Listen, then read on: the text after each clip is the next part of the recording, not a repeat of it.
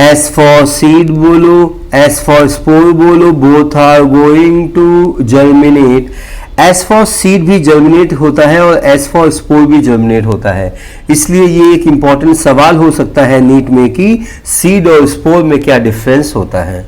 जब हम स्पोर के बारे में बात करते हैं तो स्पोर हमेशा टाइनी होता है, माइक्रोस्कोपिक होता है, तो इसको देखने के लिए हमेशा माइक्रोस्कोप की जरूरत होती है, जबकि सीड लार्ज साइज का होता है, विजिबल विदाउट माइक्रोस्कोप है।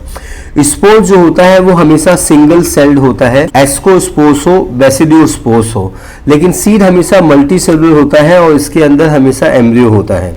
रिजर्व फूड मटेरियल यूं तो स्पोर में अब्सेंट होता है, और अगर स्पोर को जर्मिनेट होना है तो वो न्यूट्रिशन बाहर के एनवायरमेंटल कंडीशन से एक्वायर करता है, लेकिन सीड में हमेशा रिजर्व फूड मटेरियल होता है in the form of endosperm होता है, और अगर एंडोस्पर्म नहीं है तो कुछ फूड मटेरियल कॉटलेडॉन में भी स्टोर होता है। स्पोर हमेशा एडेप्टेड है फॉर द डिस्पर्जल, सर्वाइवल और ग्रोथ से रिलेटेड ज्यादा रहता है। जर्मिनेशन, दोनों ही जर्मिनेट होते हैं, लेकिन जर्मिनेट होने का जो प्रोसेस स्पोर का है वो बड़ा ही सिंपल है, वो फेवरेबल मॉइस्ट कंडीशन में जर्मिनेट होता है, जबकि जो सीड होता है उसको जर्मिनेट होने के लिए हमेशा वाटर, ऑक्सीजन और टेम्परेचर की जरूरत पड़ती है।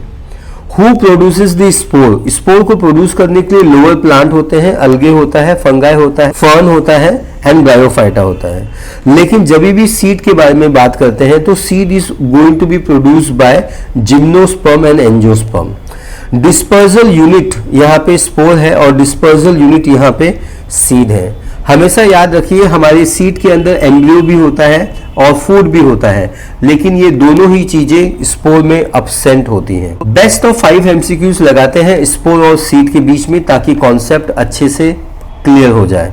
पहला, reserve food is characteristically absent in spores of fern में रिजर्व फूड मटेरियल हमेशा अब्सेंट होता है। Question number 2, typical spore is generally, typical spore हमेशा यूनिसेलुलर होता है एंड विदाउट स्टोर फूड होता है, option B. Question number 3, which structure provide nourishment to the embryo in the many seed, endosperm and cotyledon, option number B. Main function of spore is हमेशा asexual reproduction and dispersal, that is option number B.